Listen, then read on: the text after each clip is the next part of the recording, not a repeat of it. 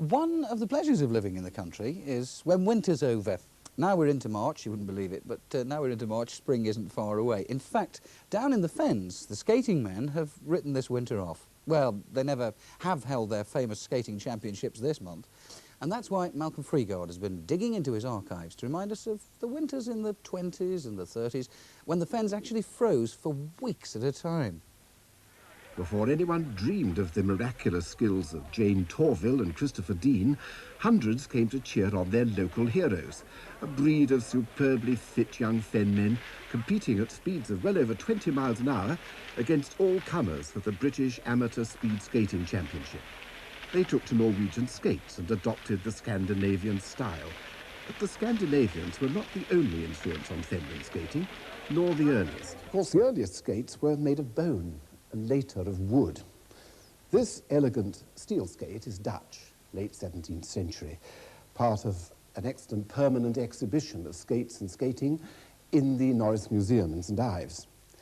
The Dutch started it all, really. Refugees from the Netherlands came first of all, and then there were the navvies who drained the fens under Vermuyden, and they taught the fen men to skate and brought their steel skates with them. The first races, it said, were between these navvies as they tried to get to the next pub along the river before all the others. But the first really official race was in the middle of the 18th century. The fen skaters were usually just the normal farm labourers. Of course, the Fenland was an agricultural area then, as it is now. And when the fens froze, they couldn't do any work on the land. And so they'd skate partly as a recreation, and partly in order to get prizes, like a barrel of beer or a leg of mutton, which would be useful for them when they couldn't earn money doing their work on the land. And of course, the rather more specialised speed skating, that came later, didn't it? Yes, the earliest speed skating we know took place in 1814. The point about Fenland speed skating was that it's done over a short course with a couple of turns round barrels, which of course is much more interesting for the spectators than a long race between two Fenland towns. One of the most celebrated Fenland skaters of them all was Cyril Walter Horn of Upwell, 4 times British amateur champion and national record holder over the half-mile, the mile and 3 miles.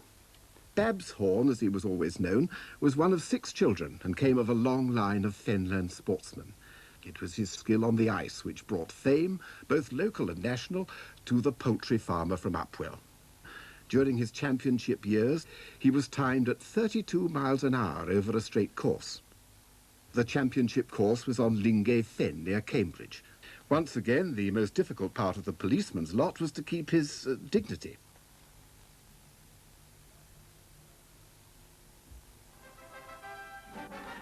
In the days when large areas of the Fens were often flooded in winter, skating became a way of life to Fenland people in those winters when the ice lasted for weeks on end. The championships were contested over a 1.5-mile course marked out by 2 barrels half a mile apart. The 2 competitors turned in opposite directions, having decided by the toss of a coin who should skate to the left, more natural to most skaters, and who clockwise. Each of them had to make 3 turns round a barrel. Babs Horn always skated clockwise in practice to bring his skill up to the same pitch in both directions. He won the championship in 1927 and defended it with ease in 1929 and twice in 1933. Babs has been recalling those days of glory and how they began with the Fen runner, on which he taught himself to skate all those years ago.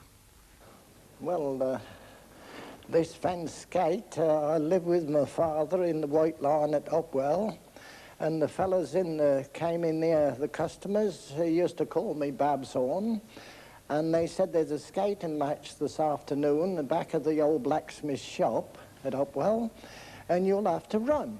Well, I hadn't been on skates before, but they brought me a pair of these Fen runners. How old were you then? I was 13 years old. I put up a good show, I think. I amused some of the people because I ran all the way. You didn't skate at all? No, I couldn't see it the first day I'd ever had them on. Now, you had some useful advice to improve your self-taught style, didn't you? Well, in one way, yes, but the man that improved me the most was F.W. Dix of Raunds, the old champion. He showed me how to do it better than I was doing it. What did he tell you? Well, he said, get behind Thunberg, the champion of the world, and see how he's doing it. And that improved me a lot. I'd kind of put my hands behind my back for a start, and I'd got to get my balance with that. And he said, then you want to put your feet different, and he said, it's just like an old duck waddling. That's how you've got to skate. You've got a job to beat a Fenman anywhere. See, a Fenman, he's bred different to these townies. When they come out and get a little bit of wind on them, they don't like that.